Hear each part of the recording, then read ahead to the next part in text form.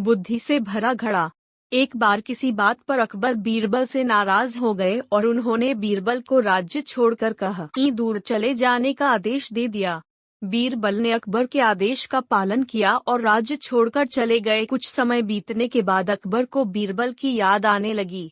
कई महत्वपूर्ण मुद्दों पर बीरबल का मशवरा अकबर को निर्णय लेने में मदद करता था, इसलिए बीरबल के बिना निर्णय लेने में अकबर को असुविधा होने लगी।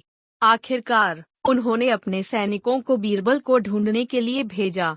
सैनिकों के कई गांव में बीरबल को ढूंढने का प्रयास किया, लेकिन बीरबल नहीं मिले। कई जगहों पर पूछताछ करने के बाद भी बीरबल का पता ठिकाना नहीं मिल सका और अकबर के पास सैनिक बेरंग लौट आए। अकबर किसी भी सूरत में बीरबल को वापस लाना चाहते थे। इसके लिए उन्होंने एक युक्ति सोची।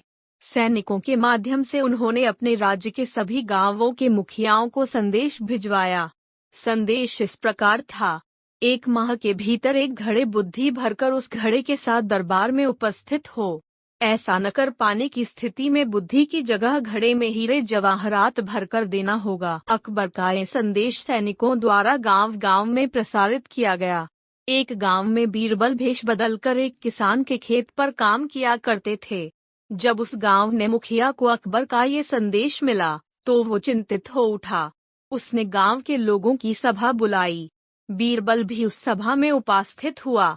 गांव के मुखिया ने अकबर का संदेश गांव वालों को दिया तो सभी सोच में पड़ गए। तब बीरबल ने मुखिया से आग्रह किया, महाशय, आप मुझे एक घड़ा दे दें, मैं उसे इन महीने के अंत तक उसे बुद्धि से भर दूंगा। मुखिया के पास और कोई चारा नहीं था। उसने एक घड़ा बीरबल को दे दिया।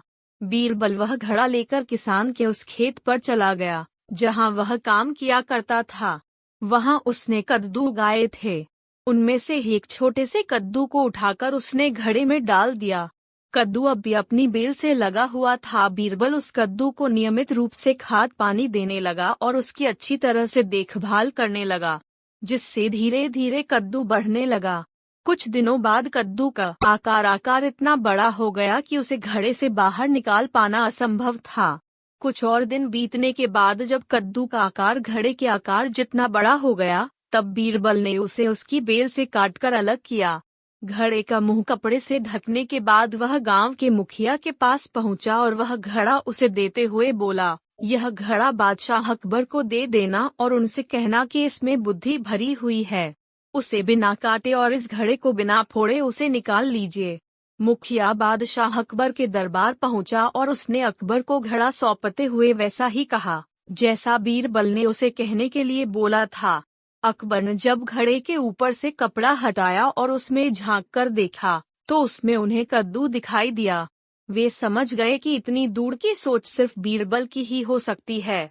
पूछने पर मुखिया ने बताया कि यह उसके गांव के एक किसान के खेत में काम करने वाले व्यक्ति ने किया है। अकबर जान चुके थे कि वो व्यक्ति और कोई नहीं बल्कि बीरबल है। वे तुरंत मुखिया के गांव गए। वहां किसान के घर जाकर बीरबल से मिले और उससे माफी मांगकर वापस दरबार में ले आए। सीख, हर समस्या का कोई न कोई हल अवश्य होता है।